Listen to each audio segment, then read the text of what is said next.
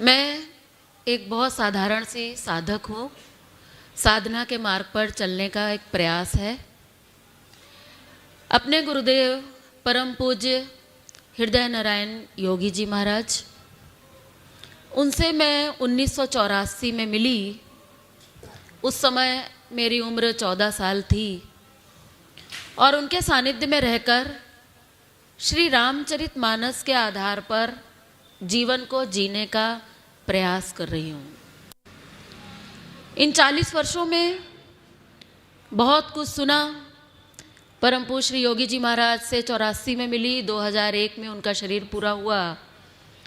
सतत निरंतर प्रति माह उनसे संपर्क रहा, उनके सानिध्य में बैठकर साधना सीखने का मौका मिला।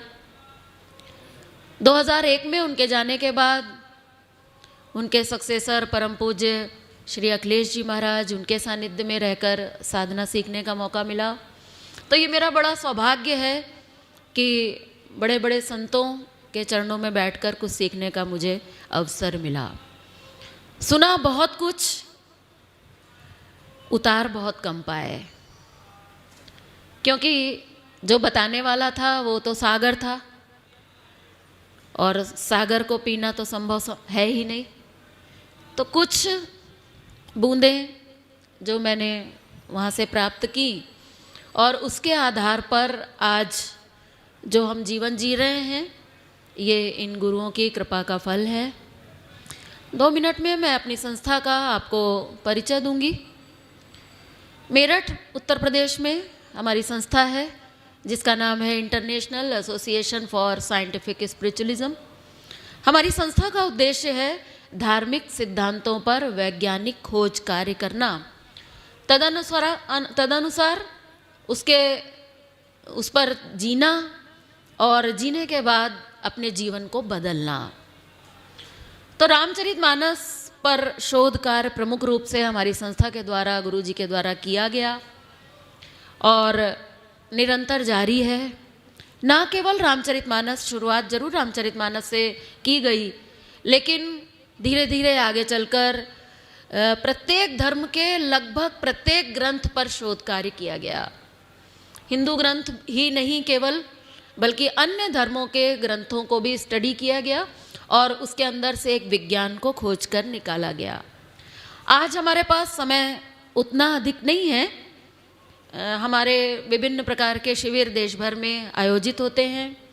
एक दिन का शिविर होता है, सबसे छोटा शिविर होता है, जो सुबह 9-10 बजे से शुरू होता है, शाम को 4-5 बजे तक चलता है, जिसमें हम लोग विस्तार से इस जीवन शैली को सीखने की कोशिश करते हैं।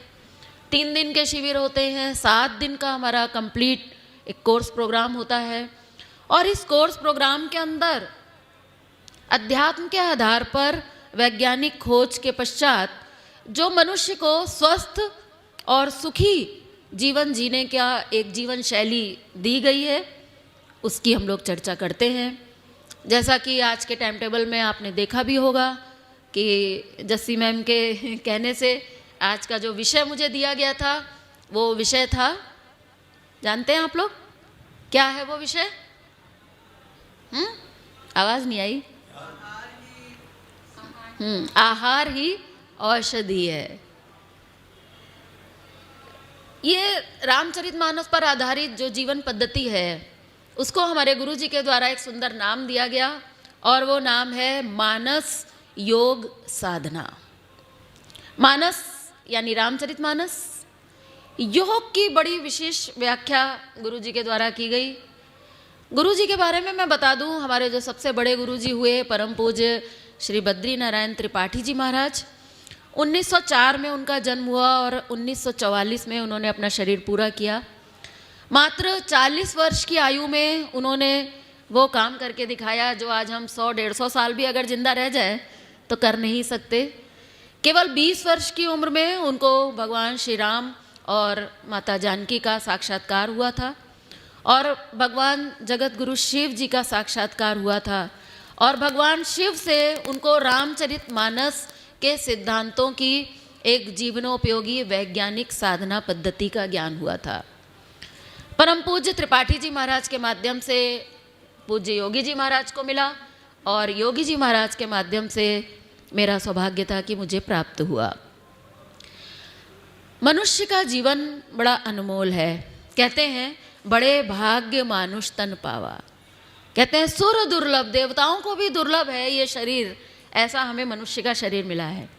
देखिए मुझे 1 घंटे का समय मिला है, मैं बातें थोड़ी प्रैक्टिकल करना चाहूँगी, क्योंकि प्रैक्टिकल बातों से ही जीवन में परिवर्तन की संभावना होती है। मैंने विचार किया तो मैंने सोचा कि क्या कारण है कि कहा गया कि मनुष्य का जीवन जो है वो बड़ा दुर्लभ है। देखने में तो ऐसा आ रहा है कि हमसे ज़्यादा अच्छा जीवन जो है वो पशु योनि में देखने को मिल रहा है। आज हर घर घर डायबिटीज़ है, जानवर को फिलहाल अभी नहीं है, हालांकि अब होने लगी है, आपको भी शायद पता है कि नहीं, अब होने लगी है। तो मैं कभी कभी सोचती थी कि किस बात के लिए ये मनुष्य का जीवन इतना अनमोल है। अध्यात्म का बहुत बड़ा विषय है ये, और अभी मैं उस एंगल से उस विषय पर अभी नहीं जा रही हूँ। सबसे पहले मैं अभी इस मानव जीवन को फिलहाल जानवरों से बेहतर बनाने की कोशिश करने की शायद बात कर रही हूँ। अगर ये कहूँ तो मैं गलत नहीं होगा, बुरा मत मानिएगा। तो मनुष्य की अगर हम बात कर रहे हैं तो आज मनुष्य की हालत ऐसी है कि बीमारियों की अगर हम चर्चा करें तो आप कल्पना के परे हो गया है ये विषय। किस तेजी से और कैसी बीमारियां, लाइलाज बीमारियां आज फैल रही हैं। क्या हम इनसे मुक्त हुए बिना वास्तव में मनुष्य कहलाने के योग्य हैं? हमारे वेद कहते हैं मनुर्भव, मनुष्य बनो। यहां बैठे हुए फिलहाल तो मुझे सब मनुष्य ही दिख रहे हैं, तो क्यों कहा? क्या वेदों ने किसको कहा मनुष्य बनो? क्या किसी कुत्ते बिल्ली से कहा मनुष्य बनो? आपको क्या लगता है किससे कहा होगा? मनुष्य से ही कहा है। आज हम मनुष्य केवल दिख तो रहे हैं, लेकिन आज मनुष्य को दिए गए इस दिमाग का प्रयोग हमने लगभग ना के बराबर किया है, और किया है अगर तो गलत दिशा में किया है। आज हमने अपना सारा दिमाग इस बात की ओर लगा दिया है कि भगवान है कि नहीं है, हिंदू का अच्छा कि मुस्लिम का अच्छा। दुनिया भर का हमने जो दिमाग है वो वहाँ लगाया है जहाँ लगाने की कोई ज़रूरत नहीं थी। दिमाग ईश्वर ने हमें दिया है। अगर मनुष्य बनना है तो दिमाग केवल इसलिए दिया गया है कि इस दिमाग से संसार की खोज होनी चाहिए।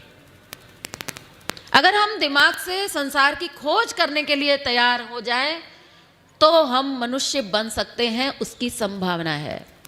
इसके अलावा मनुष्य को एक दिल दिया गया है। दिल दिया गया है प्रेम करने के लिए। दिल का एक ही काम होता है, प्यार करना। और ये दिल इसलिए दिया गया था कि जब भगवान ने सृष्टि का निर्माण किया था तो उसने पहले जड़ जगत बनाया, फिर वनस्पति जगत बनाया, फिर पशु जगत बनाया। उसके बाद उसको मज़ा नहीं आया। भगवान ने सोचा कि बहुत कुछ बना डाला, लेकिन जो मैं चाह रहा था वो अभी बना नहीं है। और तब मनुष्य बनाया उन्होंने। मनुष्य के अंदर दिमाग भी डाल दिया। दिमाग डालने के बाद जब फिर से उसको चेक किया तो उन्हें लगा कि अभी भी इसमें मज़ा नहीं आया, क्योंकि उन्होंने जब ये मनुष्य की रचना की तो मुझे ऐसा लगता है कि शायद इस संसार में मनुष्य की रचना केवल और केवल प्रेम प्रकट करने के लिए, प्रेम प्राप्ति के लिए की गई थी। भगवान ने सोचा था कि जब मनुष्य को मैं एक दिल दे दूंगा तो मुझसे ज़्यादा ये भला किसको प्यार करेगा?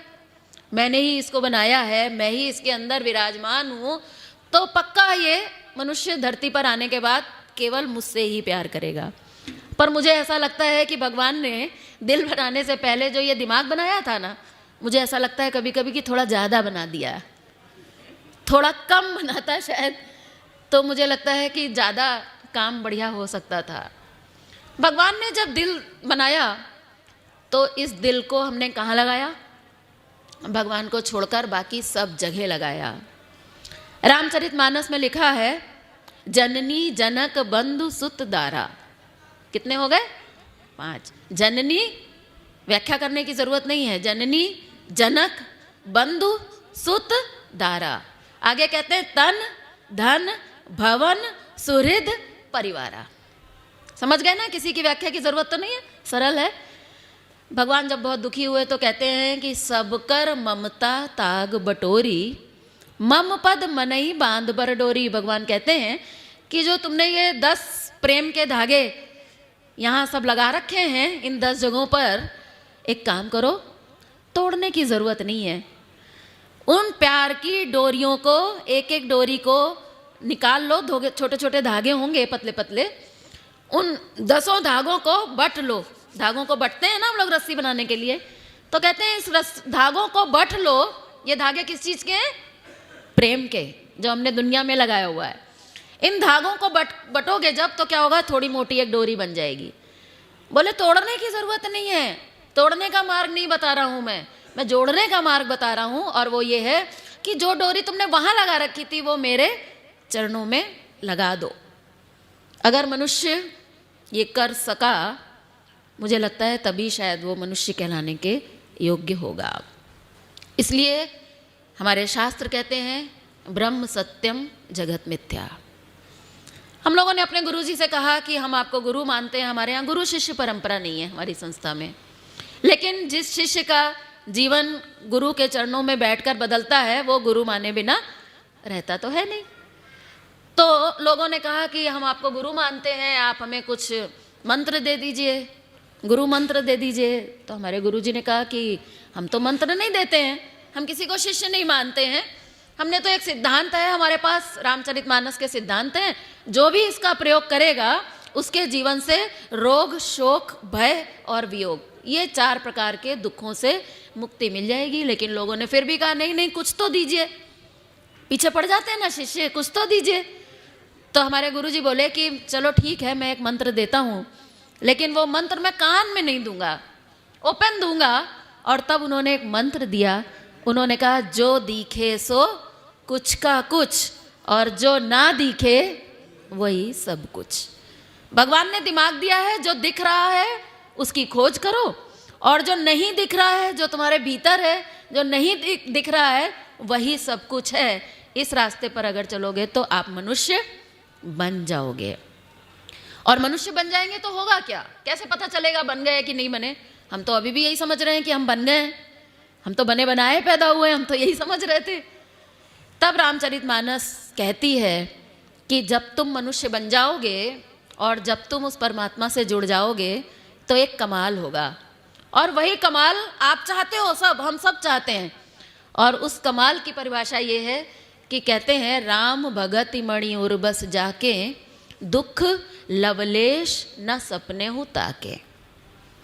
बोले अगर तुम मनुष्य बन जाओगे, मुझसे जुड़ जाओगे, मेरी भक्ति को अगर तुम प्राप्त कर लोगे, तो एक परिवर्तन तुम्हारे जीवन में होने वाला है, और वो ये है कि स्वप्न में भी आपके जीवन में कोई भी दुख नहीं रह जाएगा। अभी तो जीते जागते हमारे ऊपर दुख लदे हुए, शरीर में रोग है, इंद्रियों में थकावट है, मन में चिंता है, बुद्धि में भय और अपमान लगता है, और अहम में जब हमारा कोई मर जाता है, वियोग का दुख हमें लगता है और हम रोते हैं। तो ये दुख है, और अगर जब तक ये दुख मिटेंगे नहीं, इसका मतलब है कि तुम अभी उस परमात्मा से जुड़े नहीं हो। तो उसके आधार पर, रामचरितमानस की इन बातों के आधार पर गुरु जी के द्वारा योग की परिभाषा दी गई। योग से हम सब जुड़े हैं, कोई नया शब्द नहीं है, लेकिन तप सेवा सुमिरन की जो रामचरितमानस के अंदर जो साधना पद्धति दी गई है उसका नाम है तप सेवा सुमिरन। 3 चीज़ें दी गई हैं।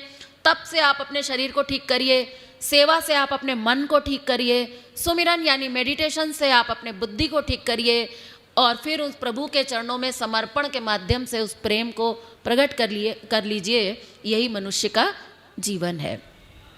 तो योगी जी महाराज ने, हमारे गुरु जी ने कहा कि अगर तुम्हें योग करना है तो योग किसे कहते हैं? बहुत सारी योग की परिभाषाएं हैं। सवेरे सवेरे आप पार्क में जाइए, किसी योगा सेंटर पे जाइए, तो हम योग करते हैं, अच्छी बात है, हम भी करते हैं, आप भी जरूर करते होंगे, ना करते हो तो करिए, अच्छी बात है। लेकिन जिस योग की बात रामचरितमानस कहती है, वो योग इतना सरल भी नहीं है और उतना कठिन भी नहीं है। क्या है वो योग? वो इतना सरल है जैसा हमने बचपन में सीखा था कि 2 और 3 का योग है ना। 2 को अगर 3 से जोड़ना है तो 2 लाइन खींचेंगे, फिर 3 लाइन खींचेंगे, फिर एक साथ मिलकर गिन डालेंगे तो कितना हो जाएगा? 5। इसको हम कहते हैं कि ये योगफल है। एक योग तो ये है, और एक योग आप जानते हैं, गुरुजी बोले कि वो योग जो हम पार्क में करते हैं वो योग इस योग का एक कण मात्र है। असली जो योग है वो है जोड़ना। तो यहाँ पर भी पड़ेगा, योग का मतलब ही होता है जोड़ना तो पड़ेगा, लेकिन आज दुनिया जोड़ने की कोशिश में तो लगी है, पर किसको किससे जोड़ना है वही नहीं पता। गलत चीज को गलत चीज से जोड़ देंगे तो योग फल सही आ जाएगा क्या? जुड़ तो जाएगा लेकिन गलत आ जाएगा। अगर कहीं निगेटिव से जोड़ दिया तो आंसर निगेटिव में आ जाएगा ना। तो आज हम सबके जीवन में जितना भी हमने मेहनत की है इस योग को करने की, हमारा कहीं ना कहीं हमें ये स्वीकार करना होगा कि हमारा रिजल्ट जो है वो पॉजिटिव नहीं आ रहा है, निगेटिव आ रहा है। इसका मतलब है हमने गलत चीज़ में गलत चीज़ को जोड़ दिया है। तो रामचरितमानस कहती है कि फिर सही क्या है? तो बोले अपने आप से अपने आप को जोड़ने का नाम योग है। सच पूछिए तो इंसान अपने जीवन को सुखी करने के लिए जुड़ा है। हम स्वास्थ्य पाना चाहते हैं तो किससे जुड़े हैं? सच सच बताइएगा। अपने आप से जुड़े हैं कि डॉक्टरों से जुड़े हैं कि दवाइयों से जुड़े हैं? शक्ति पाना चाहते हैं तो ईमानदारी से बताइएगा, गुरुजी से जुड़े हैं, अपने आप से जुड़े हैं, अपने आत्मा से, अपने परमात्मा से जुड़े हैं, या भोजन की थाली से जुड़े हैं, दूध से जुड़े हैं, मक्खन मलाई से जुड़े हैं, अंडों से जुड़े हैं? ईमानदारी से अगर हम समझेंगे तो हमें समझ में आएगा। आनंद चाहिए तो मैं आपसे पूछूंगी, अपने आप से जुड़ते हैं आनंद पाने के लिए, कि धन से जुड़ते हैं, कि परिस्थितियों से जुड़ते हैं? किस चीज़ से हम जुड़ते हैं? तो हमारा जवाब है कि हम अपनी परिस्थितियों से जुड़ते हैं। परिस्थितियों को ठीक करके हम उससे जुड़ने की कोशिश करते हैं। नतीजा क्या है कि आंसर माइनस में आ रहा है। ज्ञान चाहिए, हर प्राणी को ज्ञान चाहिए। उस ज्ञान को पाने के लिए हम बड़े बड़े शास्त्रों का अध्ययन करते हैं, गीता जी पढ़ते हैं, भागवत पढ़ते हैं, रामचरितमानस पढ़ते हैं। पढ़ना है, लेकिन क्या समझ कर पढ़ना है?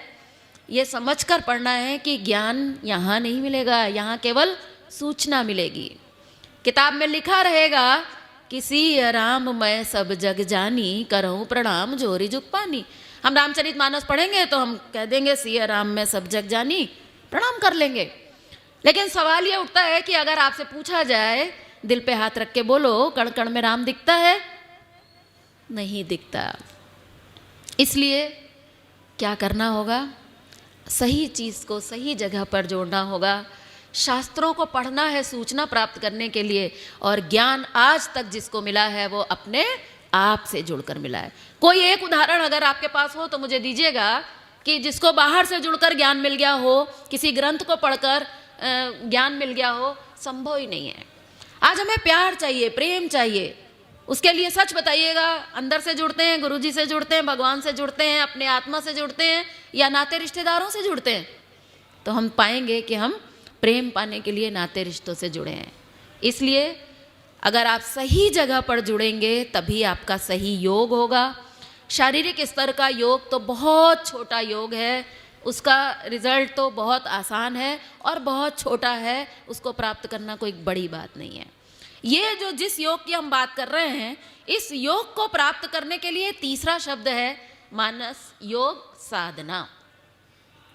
साधना, देखिए बिना साधे तो कुछ भी प्राप्त नहीं होता। इसलिए साधने का जो तरीका होता है, अलग अलग तरीके होते हैं, उस तरीकों को हम कहते हैं साधना। रामचरितमानस में ये 3 साधना दी गई हैं। शरीर के लिए तप, मन के लिए सेवा और बुद्धि के लिए ध्यान। तो आज हम लोग इसके पहले विषय की थोड़ी चर्चा करेंगे। जो पहला विषय है वो क्या है? तप।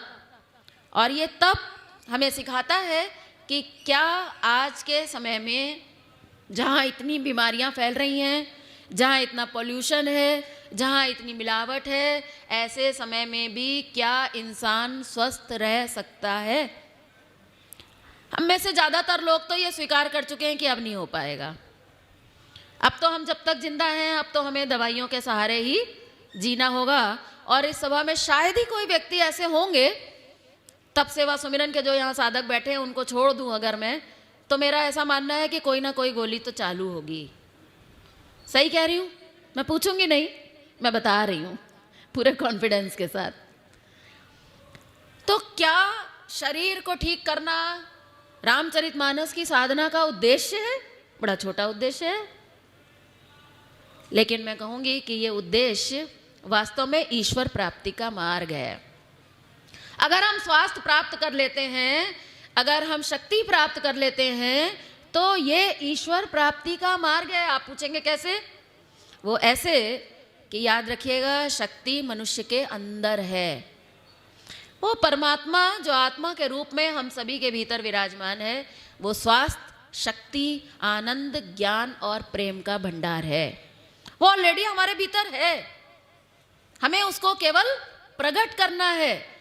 और उसको शरीर के स्तर पर जब हम प्रकट करते हैं, अपने आहार विहार के माध्यम से, अपने भोजन के संयम के माध्यम से, तो करते क्या है, हम गंदगी को हटाते हैं और अंदर से उस ईश्वर को प्रकट करते हैं। इसलिए यदि आप केवल अपने शरीर को भी स्वस्थ रखने की बात सोच रहे हैं, तो ये अपने आप में एक बहुत बड़ी साधना है। ये ईश्वर को प्रकट करने की साधना बता रही हूँ, केवल डायबिटीज़ ठीक करने के लिए यहाँ नहीं, मैं आपको बता रही हूँ। इसलिए स्वास्थ्य के संबंध में मैं आपसे आज जो भी चर्चा करूँगी उसको माइंड में रखिएगा, क्योंकि आज समय कम है, बहुत विस्तार में मैं जाने वाली नहीं हूँ। तो थोड़ा अपने माइंड में रखिएगा, ये सब चीज़ें जो बताई जा रही हैं, वो बताई जा रही हैं उस परमात्मा के स्वास्थ्य और उस परमात्मा की शक्ति को प्रकट करने के लिए। अगर मैं अपने विषय पर आऊँ कि आहार ही औषधि है, तो आज मैं आपसे कुछ सूत्र रूप में 2-4 बातें पहले करना चाहूँगी, ताकि आपको लंबे समय तक बातें याद रह जाएं। क्योंकि लंबा चौड़ा व्याख्यान तो सुनना आसान नहीं होता है, बहुत कठिन होता है। वैसे भी अभी आप लोगों ने इतनी देर ध्यान किया है, तो मन बाहर नहीं है, अंदर ही है। और मन अंदर जब रहता है तो आँखों से दिखाई नहीं देता है और कानों से सुनाई नहीं देता है। इसलिए मैं चाहूँगी कि थोड़ी देर मन को, कानों को, आँखों को, अभी तक आपसे कहा जा रहा था अंदर ले जाओ, लेकिन फिलहाल अभी मैं कहूँगी कि थोड़ी देर के लिए थोड़े बाहर ले आएँ तो अच्छा रहेगा, क्योंकि ये विषय फिलहाल अभी हम बाहर के माध्यम से समझने की कोशिश करेंगे। कुछ बातें मैं आपको कहना शुरू करूँगी इस विषय से संबंधित सूत्र रूप में। सबसे पहला सूत्र मैं आपसे कहती हूँ कि अगर एक इंसान 100 साल तक जिंदा रहता है, जो कि अपने आप में एक प्रश्न है आज के समय में, 100 साल तक वही लोग जिंदा हैं जो प्रभु से मना रहे हैं कि प्रभु अब उठा लो, या फिर कोई सन्यासी, या फिर कोई बड़ा साधक। फिलहाल अभी हम एक आम आदमी की बात कर रहे हैं, अपनी आपकी हम बात कर रहे हैं। तो अगर हम उसकी बात करें और मान लें कि एक इंसान अगर 100 साल तक जिंदा रहता है, तो सच्चाई ये है कि अपने जीवन के 50 साल वो केवल एक काम करता है, और वो करता है केवल केवल केवल कैसे धन कमाया जाए, इसमें लगा रहता है। लोगों से हम लोग कहते हैं कि आ जाना थोड़ा शिविर में, थोड़ा स्वास्थ्य की चर्चा करेंगे, बहुत बीमार रहते हो, थोड़ा आ जाना। तो वो कहते हैं अरे साहब कैसे आ जाएं, दुकान बंद करनी पड़ेगी, नुकसान हो जाएगा, तो डॉक्टर है, एक दिन में तो इतना कमा लेते हैं, कैसे होगा, नहीं हो पाएगा साहब, नहीं आ पाएंगे, आएंगे फिर आगे आएंगे। तो मेरा मानना है कि 50 साल तक एक इंसान धन कमाता है, और मुझे ऐसा अब लगने लगा है, कुछ साल पहले तक नहीं लगता था, लेकिन कुछ सालों से अब मुझे लगने लगा है कि ये जो हम धन कमा रहे हैं ना, बढ़ चढ़ के ज़्यादा से ज़्यादा, शायद इसका 99% हमारे दिमाग में एक ही बात है कि ये डॉक्टर को जाने वाला है। गलत तो नहीं कह रही? इंश्योरेंस के लिए ही तो कमा रहे हैं ना, बड़ा वाला इंश्योरेंस चाहिए ना, क्योंकि पता नहीं कब घर में कौन सी बीमारी आ जाए, कितने बड़े हॉस्पिटल में हमें इलाज कराना पड़े। तो आजकल 10 लाख तो कोई बड़ी बात नहीं है, एक ही दिन का बिल बन जाता है 10-10 लाख। तो लोग उसको ही इकट्ठा कर रहे हैं, यानी कि किसके लिए इकट्ठा कर रहे हैं? स्वास्थ्य पाने के लिए। सच्चाई ये है कि आज जो हम धन इकट्ठा कर रहे हैं उसका प्रमुख कारण, पहले लोग कहते थे कि आनंद के लिए हम कर रहे हैं, सुख मिलता है धन से, हम इसलिए कर रहे हैं। लेकिन आज हमारी मन की दबी हुई बात ये है कि हम जो है वो स्वस्थ रहने के लिए, आगे आने वाले 50 साल में स्वस्थ रहने के लिए हम धन कमा रहे हैं। कमा लिया, खूब कमा लिया, सबको पता है कितना कितना है हमारे पास। बाकी के 50 साल हम क्या कर रहे हैं? बाकी के 50 साल उसी धन को लेकर हम घूम रहे हैं यहाँ से वहाँ, और हम कह रहे हैं साहब हमारे पास बहुत है, आप ले लो, और बदले में हमें क्या कर दो? स्वस्थ कर दो। आज नतीजा ये है कि अगर हम 100 साल जीते हैं और अंत में जब हम यहाँ से जाते हैं तो ना हमारे पास धन बचता है और ना हमारे पास स्वास्थ्य। मनुष्य जीवन की तो बात बहुत लंबी है, वो तो अभी तो हम उधर जा ही नहीं रहे हैं। साधना की तो बहुत लंबी बात है, तो थोड़ा हमें समझने की बात है। वहीं आज मैं कहती हूँ आपसे अगली लाइन, और वो ये है कि स्वस्थ रहना बहुत आसान है। स्वस्थ रहना बहुत आसान है, बीमार होना बहुत कठिन है। आप कहेंगे ये बातें मंच पे ही बोली जाती हैं, केवल प्रैक्टिकल में ऐसी होती नहीं है। मन में सोच रहे होंगे आप, मैं बैठी हूँ आपके सामने प्रैक्टिकल, मैं आपको बताऊंगी।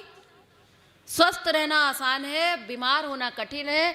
बीमारी तथा मौत हम बहुत सा धन और परिश्रम खर्च करके खरीदते हैं। अगर आप शांति से बैठकर अपने आप से जब बात करेंगे तो आप मेरी इस बात से सहमत होंगे। एक बहुत बड़ा डॉक्टर हुआ है, बहुत बढ़िया बात कहता है। वो कहता है कि हम अपनी कब्र खुद अपने दांतों से खोदते हैं।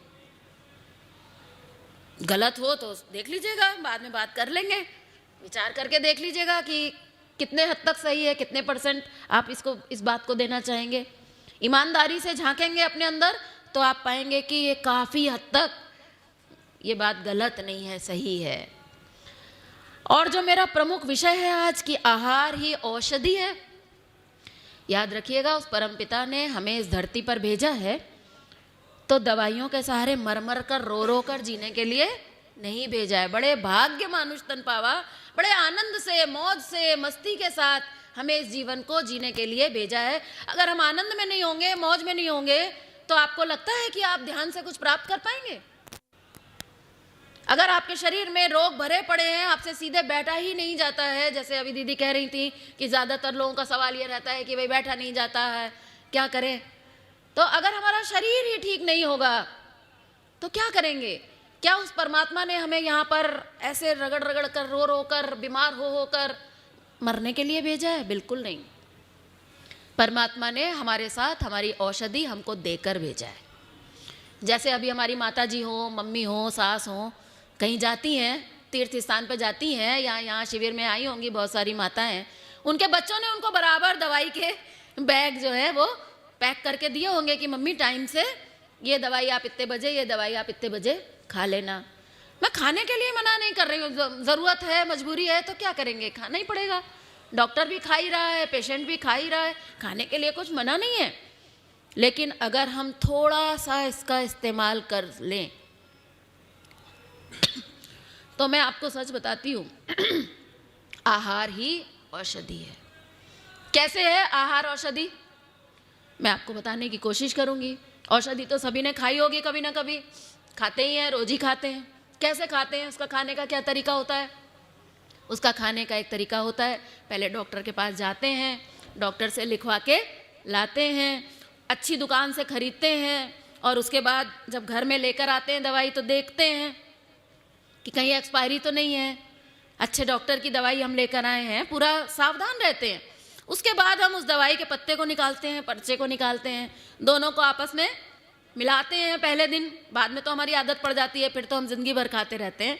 लेकिन जिस दिन हम पहली बार दवाई लेकर आते हैं उस दिन हम क्या करते हैं, मिलाते हैं कि हाँ ये वाली दवा बराबर है, ये रात को खानी है। कितनी खानी है वो भी लिखा रहता है, आधी खानी है कि एक खानी है, वो भी लिखा रहता है। मैं आपसे एक सवाल पूछना चाहूँगी कि अगर आपको डॉक्टर ने एक दवाई लिखी आपके पर्चे पर, आपने जब वो पर्चा देखा तो देखा कि 5 तरह की दवाइयाँ थी, उसमें जो साइज में सबसे छोटी गोली थी वो डॉक्टर ने आपको रात को खाने के लिए लिखी है। और वो गोली ऐसी कमाल की है कि डॉक्टर ने लिखा है कि ये गोली बस आधी ही खा लीजिए, आपका काम हो जाएगा। मैं आपसे पूछती हूँ कि आप कितनी खाएंगे? कितनी खाएंगे? आधी खाएंगे? आधी से पेट भर जाएगा? आधी से रोग ठीक हो जाएगा, आपको लगता है क्या? और दिन भर में रात को एक ही समय खाने को लिखी है तो क्या एक सुबह नहीं खाएंगे? आप बोलेंगे कैसी बातें कर रही हैं आप, आपको दवाइयों के बारे में इतनी भी जानकारी नहीं है क्या? कैसी बात कर रहे हैं? बात सही है, कोई व्यक्ति ऐसा नहीं करता। लेकिन जब हम अपना आहार लेने के लिए अपनी थाली पर बैठते हैं तो हम कहते हैं कि आधी रोटी से कैसे काम चलेगा, एक रोटी से कैसे काम चलेगा, कम से कम मैं 2 तो खाऊं, कम से कम मैं 2 और तो खाऊं। यही करते हैं ना। क्या ये आहार आपकी औषधि बनेगा कभी? फिर औषधि में लिखा था कि केवल रात को ही खानी है, तो रात को ही खाते हैं। क्या भोजन के संबंध में आपके आज तक समझ में आया है कि कब खाना चाहिए, कितना खाना चाहिए, क्यों खाना चाहिए, कैसे खाना चाहिए? ना। बचपन से लेकर आज तक हमने भोजन के संबंध में केवल एक बात जानी है, और वो बात ये जानी है कि भगवान ने यहाँ पर एक मुंह दिया है, उस मुंह के अंदर बढ़िया एक स्वादिष्ट जबान दी है। कितनी सारी स्वाद ग्रंथियां हैं उसके अंदर, और बचपन से सुनते आ रहे हैं, माता पिता से सुना, दादी बाबा से सुना, डॉक्टर से सुना, टीचर से सुना कि बेटा खा लोगे तो बढ़िया रहेगा, क्योंकि भोजन से शक्ति मिलती है, स्वादिष्ट भी है और शक्ति भी मिलती है। तो फिर आज पूरे समाज में केवल एक ही बात चल रही है कि जब मिले, जो मिले, जैसा मिले, जितना मिले डाल लो। इसके मूल में हमारा दिमाग काम कर रहा है। इसके मूल में हमारा दिमाग ये काम कर रहा है कि हमारा दिमाग कहता है कि इसको खाने से हमें शक्ति मिलेगी। जैसे वहाँ हमारे दिमाग में था कि इस दवाई को खाकर हमें स्वास्थ्य मिलेगा, ऐसे ही इस भोजन को खाने से पहले हमारे दिमाग में बैठा है कि इसको खाने से हमें शक्ति मिलेगी। तो दिमाग हमसे सवाल करता है कि भाई कितनी शक्ति चाहते हो? तो हम उसको जवाब दे देते हैं कि बहुत, जितनी मिल जाए उतनी कम। अखंड शक्ति हम प्राप्त करना चाहते हैं। हम तो भगवान राम जैसी शक्ति पाना चाहते हैं जहाँ शक्ति की कोई कमी ना हो। इतनी शक्ति हम पाना चाहते हैं, और शक्ति मिलती है भोजन से, दिमाग में है भोजन से। तो फिर कितना खाएंगे? बोले जितना खा लें उतना कम। तो आज पूरे समाज में सुबह से लेकर रात तक केवल एक ही विषय चल रहा है कि अब क्या खाना है, कितना खाना है, कैसे खाना है। ज़्यादा से ज़्यादा आज हम खाने के पीछे लगे। मेरे को कोई दिक्कत नहीं है, मैं भी खाती थी। मैं आज से 40 साल पहले 10 रोटियां खाती थी। जानते हैं कैसे कैसे? 2 सवेरे चाय के साथ पराठे, स्कूल जाने से पहले 6:30 बजे, क्योंकि 7 बजे का स्कूल था। फिर 2 स्कूल के टिफिन में पराठे सब्जी, फिर 2 स्कूल से आए तो प्रॉपर लंच, उसके बाद रात के डिनर में 4 पराठे सब्जी, एक दिन में 10 सब्जी, इसके अलावा चावल, इसके अलावा दूध, दवाइयाँ, मिठाइयाँ और टॉनिक, ये सब इसके अलावा था। अभी केवल रोटियों की गिनती बता रही हूँ मैं। जब मैं एक दिन में 10 रोटियां खाती थी, मैं 10 तरह की बीमारियों से ग्रसित थी। आज मैं 24 घंटे में 1 रोटी खाती हूँ और किसी बीमारी से ग्रसित नहीं हूँ।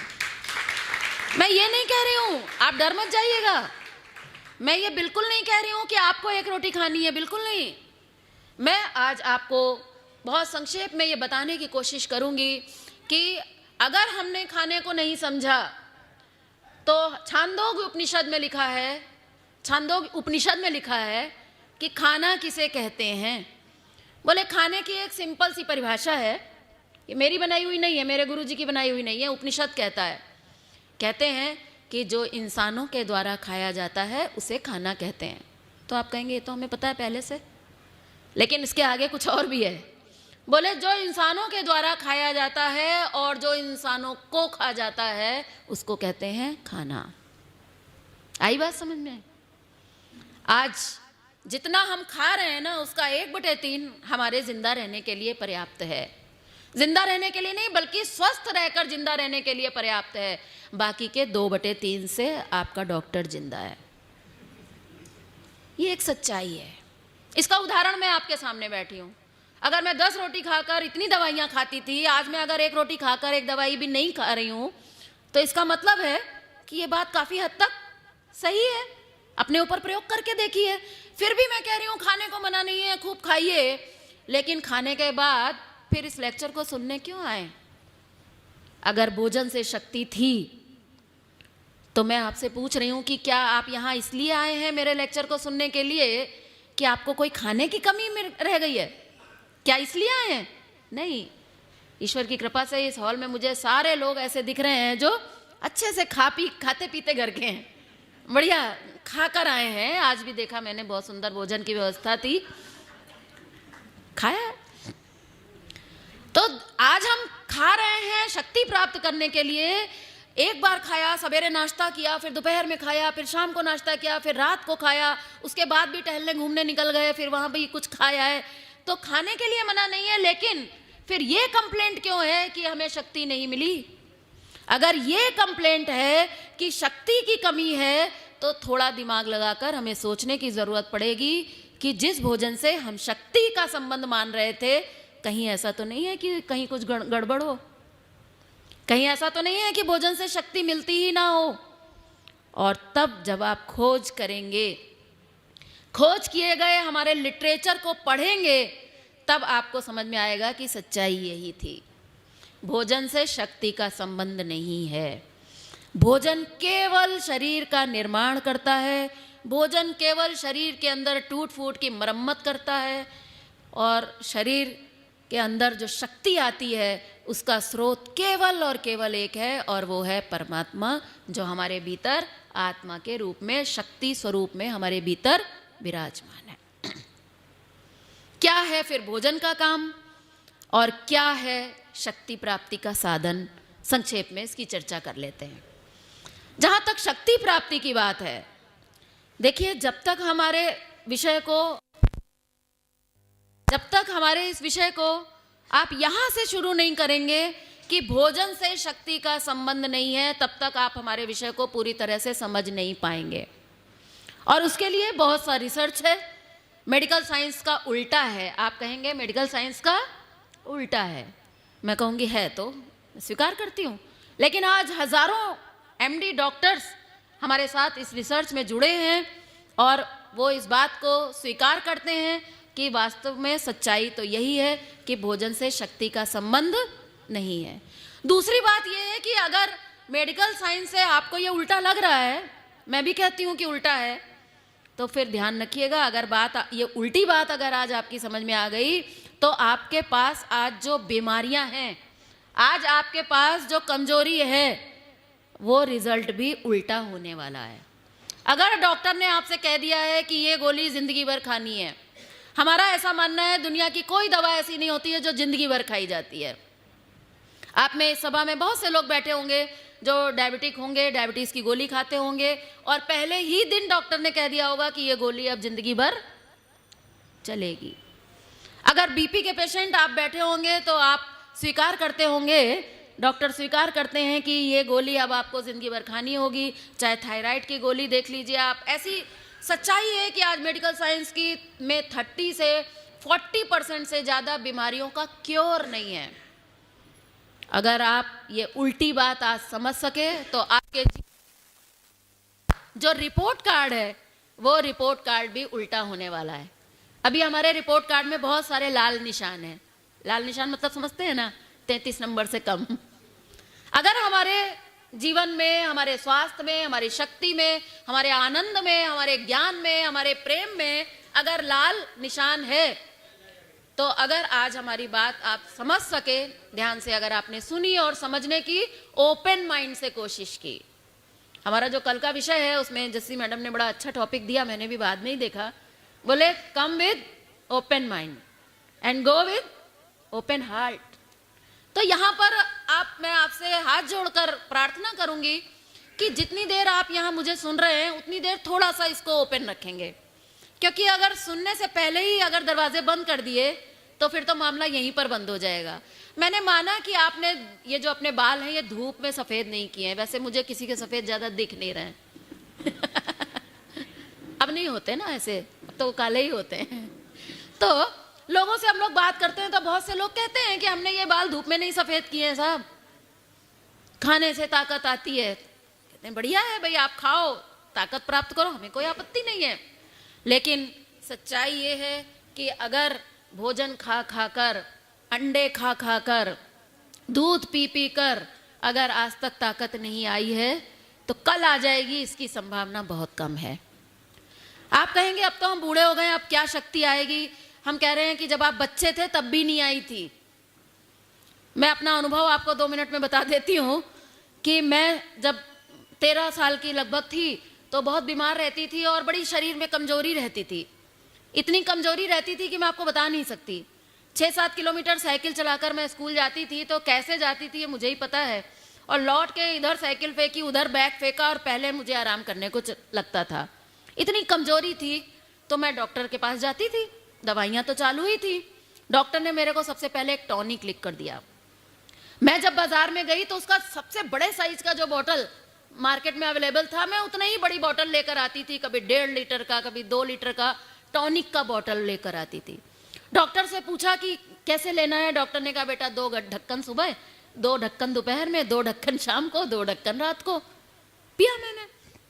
मैं आपको सच कह रही हूँ, दवाई तो पेट में गई लेकिन ताकत नहीं बढ़ी। ऐसा नहीं है कि आप लोग कुछ पी नहीं रहे, सब लोग पी रहे हैं कुछ ना कुछ। जितने बुजुर्ग यहाँ बैठे हैं, अगर अफोर्ड कर सकते हैं तो कोई ना कोई सप्लीमेंट ले ही रहे हैं, बड़े महंगे महंगे। तो डॉक्टर से मैंने कहा कि साहब मैंने तो टॉनिक पी रही हूँ, मैं दिन भर में 8 ढक्कन पी रही हूँ, लेकिन प्रश्न अगर कोई है तो लिख लीजिएगा, ठीक है, बाद में। तो डॉक्टर ने पूछा मुझसे कि आप बताइए सुबह से लेकर रात तक आप क्या खाते हैं, मुझे बताइए, मैं बताऊंगा ताकत कैसे बढ़ेगी। तो मैंने बता दिया जैसे आपको बताया अभी। तो डॉक्टर ने मुझसे एक बात कही, वो बात समझने योग्य है। और डॉक्टर ने मुझसे ये कहा कि बेटा रात को आप दूध लिया करो। तो मैंने कहा वो तो मैं लेती हूँ रेगुलर। तो डॉक्टर ने सोचा कि दूध लेने के बाद तो इतनी कमजोरी नहीं होनी चाहिए। तो सोचा उन्होंने कि क्या होना चाहिए। तो उन्होंने कहा कि आप रात को जो दूध लेते हो उसके साथ में क्या लेते हो। तो मैंने कहा वो तो खाना खाने के बाद लेती हूँ मैं, तो पहले तो खाना खा लेती हूँ, उसके बाद दूध लेती हूँ, तो दूध के साथ कुछ नहीं लेती हूँ। तो डॉक्टर ने कहा बेटा अगर ताकत बढ़ानी है तो एक काम करो, इस दूध के साथ थोड़ा ड्राई फ्रूट लो, उससे ताकत बढ़ेगी। ठीक है। तो मेरी मम्मी ने दूध में चीनी की जगह खजूर, छुआरे, मुनक्के, किशमिश ये डालना शुरू कर दिया और साथ में एक एक मुट्ठी काजू बादाम दे दिया। बोले कि बेटा ये खा लो और ये पी लो, ताकत आएगी। मैं आपको सच बता रही हूँ, अपना अनुभव बता रही हूँ कि 1 महीना 1.5 महीना मैंने खाया, रेगुलर खाया, लेकिन इतनी सी भी ताकत में बढ़ोतरी नहीं हुई। ऐसा नहीं है कि आप लोग काजू बादाम नहीं खा रहे हैं, लेकिन ताकत की कमी है। घुटने नहीं चल रहे हैं, चला नहीं जा रहा है, बैठा नहीं जा रहा है, ताकत नहीं है शरीर में। फिर मैं डॉक्टर के पास गई, मैंने कहा डॉक्टर साहब कुछ और करना पड़ेगा, इससे बात बनी नहीं। डॉक्टर ने मुझसे कहा कि बेटा सुबह क्या खाती हो। तो मैंने कहा 2 पराठे बड़े और बढ़िया घी वाले और 1 बड़ा कप चाय। तो डॉक्टर ने थोड़ा सोचा, फिर बोला कि बेटा आप तो बच्चे हो, आप चाय मत पियो, आप सुबह भी 1 गिलास दूध लो। ठीक है, डॉक्टर ने कहा है। तो मुझे याद है कि मैंने कुछ समय के बाद चाय छोड़ दी और 1 बड़ा गिलास चाय दूध और 2 पराठे। मैं आपको सच बता रही हूँ, मैंने खाया तो जरूर, लेकिन 1-1.5 महीने के बाद भी इतनी सी भी एनर्जी में बढ़ोतरी नहीं हुई। आप सब खा रहे हैं पराठे दूध। फिर मैं डॉक्टर के पास गई, फिर मैंने डॉक्टर से कहा डॉक्टर साहब कुछ करो, कैसे काम होगा, पढ़ाई लिखाई कैसे होगी। तो डॉक्टर ने फिर मुझसे एक बात कही, बहुत सोचने के बाद। एक्चुअली उन्हें भी कोई स्लॉट समझ में नहीं आ रहा था कि कहाँ और क्या ऐड करूं। तो डॉक्टर ने मुझसे काफ़ी सोचने विचारने के बाद कहा कि बेटा जो सवेरे दूध लेते हो आप, शाम को तो छुआरे वगैरह डालते हो, बढ़िया है, सवेरे आप जो ये दूध लेते हो इसमें 2 अंडे डालकर पियो। ये मैं अपना अनुभव बता रही हूँ, कोई कहानी नहीं, मजाक की बात नहीं, सच्चाई है। तो मैंने डॉक्टर से कहा कि डॉक्टर साहब मैं तो वेजिटेरियन हूँ। इसका जवाब सुनकर आपको और हैरानी होगी कि डॉक्टर साहब ने मुझसे कहा कि बेटा अंडा वेजिटेरियन है, आप खा सकते हो। और चलो मैं अंडा भी खा लेती, बहुत लोग खाने लगे, बहुत से वेजिटेरियन आज अंडा खाते हैं, कहते हैं वेजिटेरियन, लेकिन अंडा वो खा लेते हैं। आज कितने वेजिटेरियन नॉन वेजिटेरियन बन गए। मैं कह रही हूँ बन जाओ, चलो क्या करें, मजबूरी है, कमजोरी है तो अंडा भी खाना पड़ेगा, तो खाएंगे, क्या करें, खाना पड़ेगा, मजबूरी है, डॉक्टर कह रहा है। लेकिन आज ऐसे लाखों लोग हैं जो अंडा भी खा रहे हैं, लेकिन उसके बावजूद भी ताकत नहीं आ रही। बच्चों को दूध पिलाने की अगर मैं बात करूं, या बड़ों की बात की, बच्चों की अगर मैं बात करूं, तो कुछ साल पहले टीवी पर एक नया ऐड आना शुरू हुआ और उस ऐड में कहा गया था कि दूध की शक्ति बढ़ाए। समझ गए? कौन बढ़ाए? बॉर्नविटा बढ़ाए, कॉम्प्लान बढ़ाए। अच्छी बात है, आज हमारे घरों में सब पीते हैं, हमारे परिवार में भी जो लोग नहीं सुनते हैं वो पीते हैं, पीने के लिए मना नहीं है, लेकिन बच्चे को ताकत की कमी की कंप्लेंट तो फिर नहीं आनी चाहिए ना। पियो, हमको कोई मना नहीं है। बूढ़े लोगों को आराम मिल रहा है, सप्लीमेंट पी के अगर खूब ताकत आ रही है तो पीजिए, लेकिन अगर कंप्लेंट आ रही है तो पूछने की जरूरत है, समझने की जरूरत है। कि मैं सोचती हूँ कि इतना सा ये बच्चा 5 साल का, 10 साल का, उसको ऐसी कौन सी एनर्जी चाहिए जो ये दूध नहीं दे पा रहा।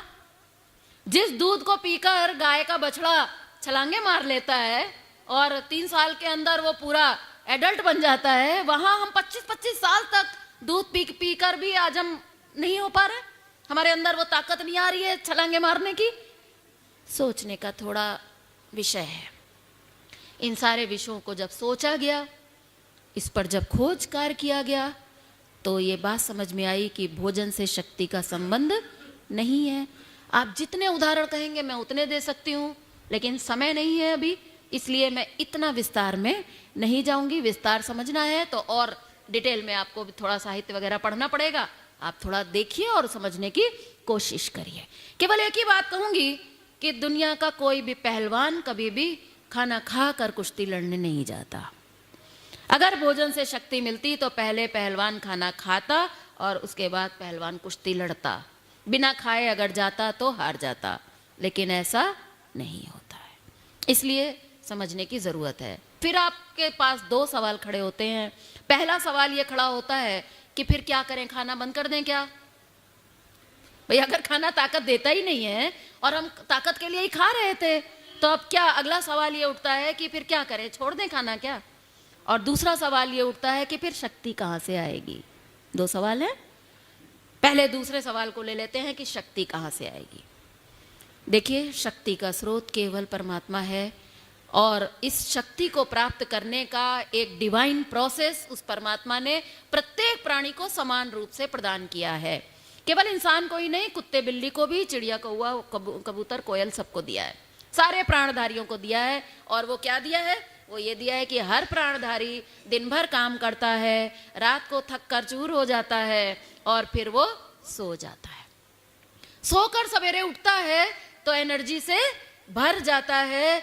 मेडिकल साइंस कहती है कि ये एनर्जी रात के खाने से आई है, लेकिन हमारे शास्त्र कहते हैं, हम लोगों ने जब रिसर्च किया, रामचरितमानस पर जब रिसर्च किया, वहां पर लिखा है कि क्षिति जल पावक गगन समीरा पंच रचित, पंच चलित नहीं, बोले पंच रचित ये अदम शरीरा, इन 5 तत्वों से मिलकर ये शरीर बना है। ये 5 तत्व हमारे भोजन में पाए जाते हैं। पृथ्वी तत्व अनाजों में, जल तत्व सब्जियों में, अग्नि तत्व फलों में, वायु तत्व पत्तियों में, और आकाश तत्व का मतलब होता है पेट को अंगूठा दिखाना, यानी नथिंग, कुछ नहीं, यानी कि उपवास। इन 5 तत्वों से मिलकर हमारा शरीर बना है। चलता कैसे है? दुनिया का एक नियम है कि कोई भी वस्तु आप ब्रह्मांड में, पूरे ब्रह्मांड में देख लीजिएगा, एक भी उदाहरण आप ऐसा नहीं दे सकते हैं कि जिसका बिल्डिंग मटेरियल और सोर्स ऑफ एनर्जी सेम हो। अभी ये मेरे सामने, तो दुनिया में ऐसी कोई चीज नहीं है जो जिससे बनती हो उसी से चलती हो। मेडिकल साइंस का ऐसा मानना ये उचित नहीं है कि ये भोजन, ये शरीर जो है भोजन से बना है और भोजन से ही चलता है, ऐसा नहीं है। चलता फिर किससे है? रात को जब हम गहरी नींद में सो जाते हैं तो एक घटना घटती है, और वो घटना इतनी सुंदर है जिसको कबीर दास जी ने कहा कि जब मैं था तब हरि नहीं, अब हरि है मैं नहीं। यानी कि जब हम गहरी नींद में जाते हैं उस समय हमारा मैं शून्य हो जाता है। जैसे ही हमारा मैं शून्य हो जाता है, हमारा संपर्क उस परमात्मा से हो जाता है, और वो परमात्मा शक्ति का भंडार है, स्वास्थ्य का भंडार है। जैसे ही हम उसके संपर्क में आते हैं तो स्वास्थ्य और शक्ति हम एब्जॉर्व करने लगते हैं अपने शरीर के स्तर पर। और यही कारण है कि जब हम सोकर उठते हैं तो हमारा शरीर एनर्जी से भर जाता है, यानी कि शक्ति आज तक जिसको भी आई, यहाँ तक कि एक डॉक्टर भी जानते हैं कि जब वो दवा देते हैं एक पेशेंट को, तो मैक्सिमम जितनी भी दवाइयाँ हैं उन सभी दवाइयों में कुछ न कुछ मात्रा हमारी नींद की दवा उसमें होती है। क्योंकि अगर पेशेंट कितनी भी बढ़िया दवा खा ले, लेकिन अगर सोएगा नहीं तो वो कभी भी स्वस्थ नहीं होगा। हम जानते हैं कि अगर पेशेंट बहुत गंभीर पेशेंट है, उसके इंजेक्शन का टाइम हो गया, उसकी गोली खाने का टाइम हो गया, लेकिन पेशेंट आईसीयू में बेहोश सो रहा है, आप डॉक्टर के पास जाइए कि डॉक्टर साहब क्या करें, पेशेंट सो रहा है बहुत अच्छी नींद में, तो क्या जगा कर दवाई दे दें? तो डॉक्टर कहेंगे नहीं नहीं, थोड़ी देर और वेट कर लेते हैं, सोने दीजिए। शक्ति जब भी आती है अंदर से आती है, गहरी नींद से आती है। तो फिर भोजन का क्या काम है? भोजन केवल शरीर की टूट फूट की मरम्मत और शरीर का निर्माण का काम करता है। हम सबका शरीर बचपन में बढ़ा, भोजन खाया हमने, भोजन से हमारा शरीर बना, बनते बनते बनते बनते एक अवस्था ऐसी आई जब शरीर का बढ़ना बंद हो गया, और वो है मैक्सिमम, अगर हम पकड़ के चलें तो वो है 25 ईयर्स की एज। मैक्सिमम 25 ईयर्स तक हमारा शरीर बढ़ता है, और उसके बाद कितना भी हम खा लें एक सूत भी बढ़ने वाला नहीं है। इसलिए 25 साल की उम्र के बाद हमें अपने आहार के बारे में जो सबसे महत्वपूर्ण चीज़ जाननी है वो ये है कि हमारा एक समय का भोजन जस्टिफाइड नहीं है। भोजन का निर्माण करना और दूसरा था टूट फूट की मरम्मत करना। दिन भर हम काम करते हैं, टूट फूट होती है, नई सेल बनती हैं, पुरानी सेल रिप्लेस की जाती हैं, टूट फूट की मरम्मत होती है। तो 25 साल की उम्र के बाद केवल रिपेयर मेंटेनेंस के लिए सच पूछिए तो हमें भोजन की आवश्यकता है। अगर 25 साल के बाद भी हम उतना ही खा रहे हैं जितना हम बचपन में खा रहे थे, जितना हम शरीर के बढ़ते समय खा रहे थे, तो याद रखिएगा फिर यूं बढ़ने की संभावना नहीं रह जाएगी, फिर यूं बढ़ेंगे, और यूं बढ़ने की भी एक लिमिट होगी। उसके बाद हम यूं भी नहीं बढ़ पाएंगे, बीमारियां हमारे शरीर के अंदर घुस जाएंगी। इसलिए भोजन को अगर आप औषधि के रूप में खाना चाहते हैं तो आपको ये पता होना चाहिए कि कब खाना है, क्या खाना है, कैसा खाना है और कितना खाना है। तो समय मेरे पास बहुत कम है, 10 मिनट का समय मात्र मेरे पास है। उस 10 मिनट में कुछ बात आप तक पहुंचाने की कोशिश करूंगी, और बाकी की बात के लिए आपको थोड़ी मेहनत करके, थोड़ा स्टडी करके करना पड़ेगा। बाकी आप अगर चाहेंगे तो मुझे कोई दिक्कत नहीं है, मैं तो कल भी इसी सब्जेक्ट को कंटिन्यू कर सकती हूँ। नया सब्जेक्ट उठाने से अच्छा मैं इसी सब्जेक्ट को भी कंटिन्यू कर सकती हूँ। वो सब आपके जैसा आदेश होगा मैं वैसा करने के लिए तैयार हूँ, मुझे कोई प्रॉब्लम नहीं है। पहली चीज़, आहार को अगर औषधि बनाना है, अगर डॉक्टर ने कहा है कि बेटा सुबह गोली नहीं खानी है तो नहीं खानी है। हमारे शास्त्र कहते हैं सुबह सुबह शरीर में कुछ भी डालने की आवश्यकता नहीं है। अगर किसी चीज़ को डालने की आवश्यकता है तो वो है आकाश तत्व, और आकाश का मतलब होता है कुछ नहीं। अगर आपसे कोई मांगे और आप धीरे से उसको अंगूठा दिखा दो तो वो समझ जाएगा कि नहीं मिलेगा। सवेरे सवेरे अगर हमारा पेट कुछ भी मांगे तो अगर हमने अपने पेट को अंगूठा दिखाना सीख गए, एक बहुत सुंदर बात हम लोग कहते हैं, समझने की है, अगर बात समझ में आ जाए तो हजारों लोगों को हम लोगों ने केवल इस छोटी सी बात से आज स्वस्थ बना दिया है। और वो छोटी सी बात है कि break your breakfast, otherwise breakfast will break you fast. नहीं सुनी होगी आपने पहले, आज तक आपने यही सुनी होगी कि डट के राजा की तरह सुबह का नाश्ता हमें करना चाहिए। मुझे नहीं पता कि इस नाश्ते को नाश्ता शब्द किसने दिया, लेकिन ये सच्चाई है कि सभ्य मानवता की सबसे गंदी आदतों में से पहली आदत है सुबह सुबह पेट में कुछ भी डालना। बड़े विस्तार से इसका विज्ञान है कि सुबह क्यों नहीं डालना, मैं अभी उस पर विस्तार से नहीं जाऊंगी। सुबह सुबह अगर हम पेट को अंगूठा दिखाना सीख जाएं तो आप विश्वास मानिएगा जीवनी शक्ति हमारे शरीर के अंदर की सफाई कर देगी।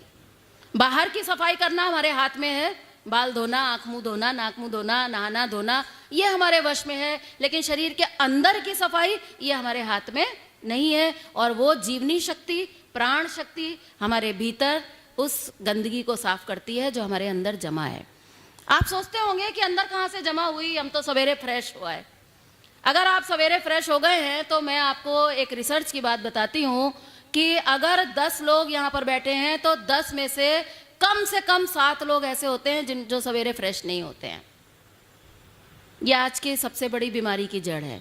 बाकी जो 3 हैं जो कहते हैं कि साहब हम तो सवेरे एकदम फ्रेश हो जाते हैं, उन 3 की अगर मैं बात करूं तो मैं आपको बताना चाहूंगी कि ऐसे उन 3 लोगों के भी आंतों में एट ए टाइम कम से कम 5 से 10 किलो तक मल जमा रहता है। आप पूछेंगे कि कैसे? वो ऐसे है कि आज जो हम खाने की क्वालिटी खा रहे हैं, मैं उस खाने को लगभग कूड़ा कहती हूँ। आप कहेंगे कि आपको कैसे पता हम क्या खाते हैं, कूड़ा खाते हैं कि नहीं खाते हैं? आपने कैसे कह दिया कि हम कूड़ा खाते हैं? भाई मुझे तो एक सिंपल सी बात पता है कि एक गेहूं के दाने को लीजिए, जमीन में डालिए, ग्रो करेगा। आप उस गेहूं के दाने को स्टीम लगा दीजिए और फिर जमीन में डालिए, कूड़ा हो जाएगा कि नहीं? मैं तो यहां तक कहती हूं कि अगर आप केवल उबला हुआ भी खा रहे हैं तो कुछ हद तक हम क्या खा रहे हैं? कूड़ा। और विज्ञान कहता है कि जहां कूड़ा वहां कीड़ा, जहां कीड़ा वहां पीड़ा। इसलिए सुबह सुबह हमें अपने शरीर में कुछ भी डालने की आवश्यकता नहीं है। अंदर जो मल जमा है, जीवनी शक्ति उसको निकालने का काम करती है। सुबह सुबह जब हम नहीं खाते हैं तो हमें तकलीफ होती है। उस तकलीफ का कारण कभी भी ना खाना नहीं है। तकलीफ होती है, ये मैं मानती हूँ, इसीलिए आज डॉक्टर कहते हैं कि तकलीफ होती है। तो किसने मना कर दिया आपको कि मत खाओ?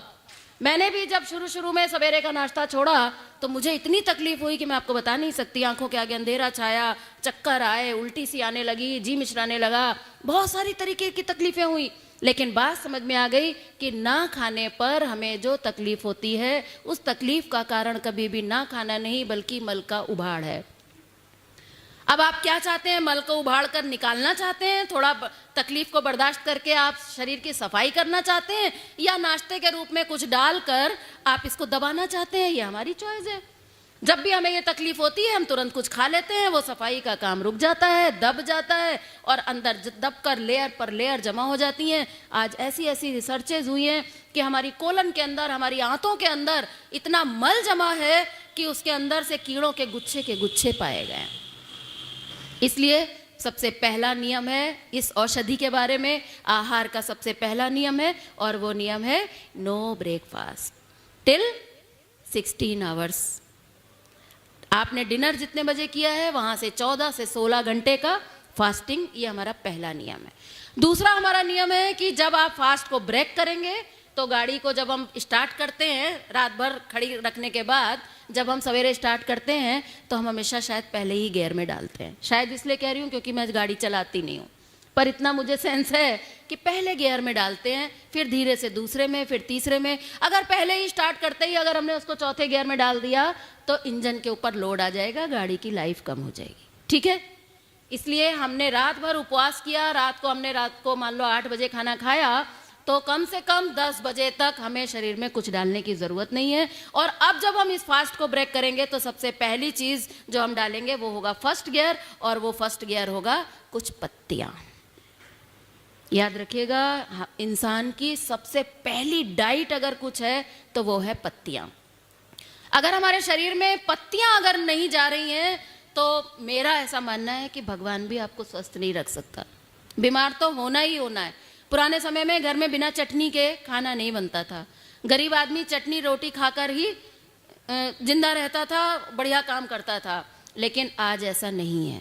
हम लोगों ने इस चीज़ को समझने के लिए रिसर्च किया, रिसर्च करने के लिए जानवरों पर प्रयोग किया और देखा कि जो जानवर पत्तियां खाते हैं वो जानवर स्वस्थ हैं।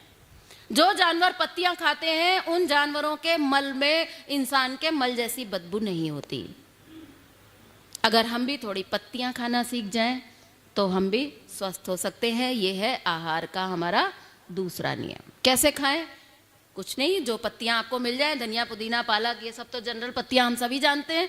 इसके अलावा जो पत्तियां विशेष रूप से हमारे देवताओं पर अर्पण की जाती हैं, जैसे कि गणपति जी महाराज पर दूब घास, जैसे कि ठाकुर जी पर तुलसी और जैसे शिव जी पर बेलपत्र, ये 3 पत्तियां जो है ये विशेष मेडिसिनल पत्तियां हैं।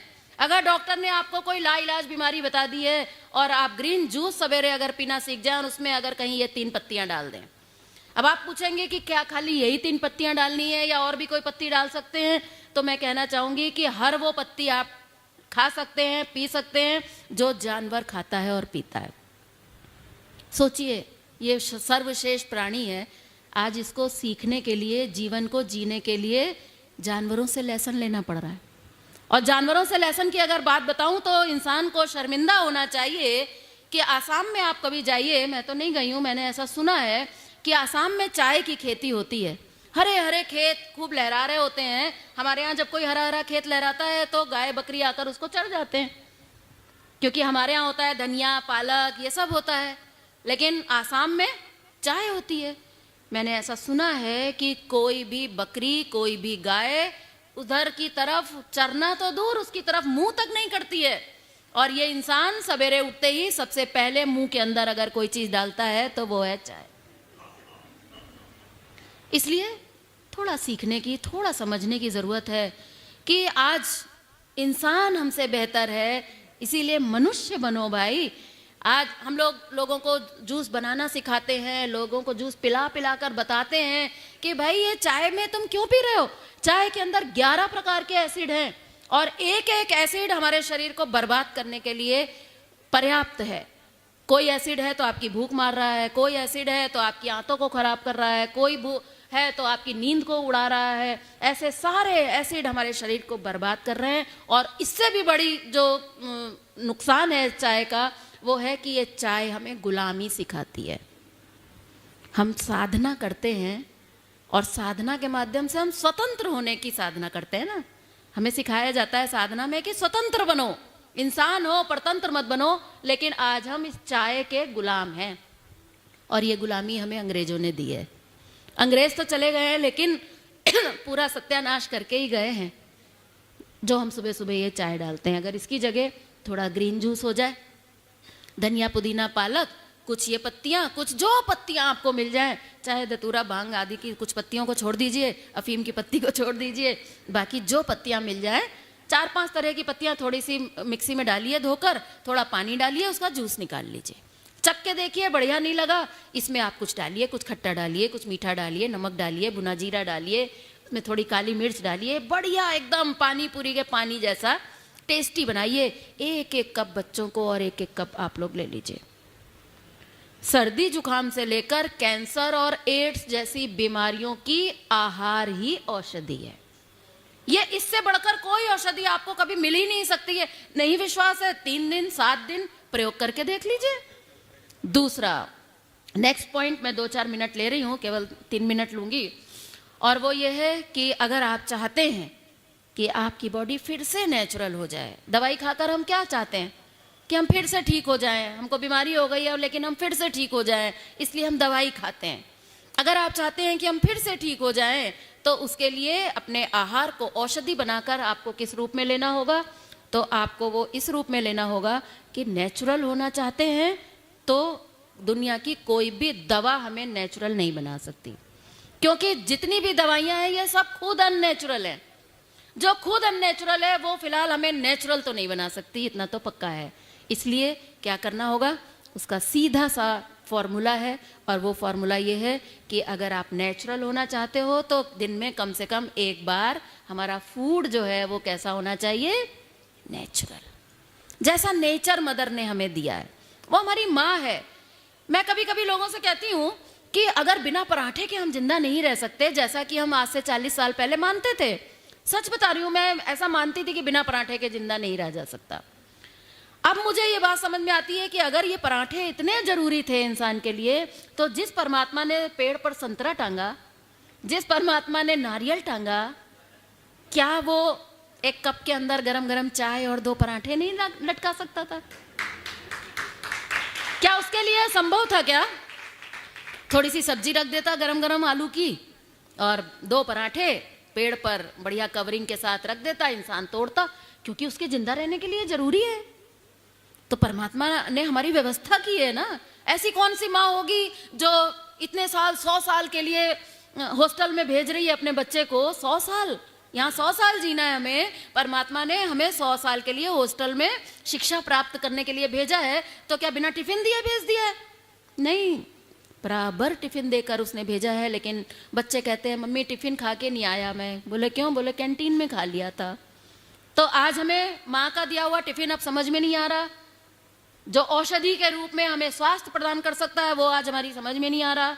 और हमने परमात्मा से कह दिया कि आप अलमारी में बैठो, आप मंदिर में बैठो, आप अंदर बैठे रहो, लेकिन स्वास्थ्य की जिम्मेदारी हमारी खुद की है, हम खुद अपना इंतजाम कर लेंगे। शास्त्र कहते हैं ये उस परमात्मा का अपमान है। चलिए, मंदिर में घंटी बज गई है, मेरे ख्याल से मैं अपने विषय को यहीं पर रोक देती हूँ। देखिए, ये विषय इतना संक्षिप्त नहीं है, विस्तार है इसमें, लेकिन फिर भी जितना भी मैंने अभी आपको बताया समयानुसार, उतना भी अगर आप अपने दिमाग में रखेंगे, कम से कम सोचने के लिए अगर मजबूर होंगे, तो आपको एक ऐसी राह मिल सकती है जिस पर चलकर आप सब स्वस्थ हो सकते हैं। अगर मैं हुई हूँ तो आप भी निश्चित रूप से हो सकते हैं। आप सभी का बहुत बहुत धन्यवाद।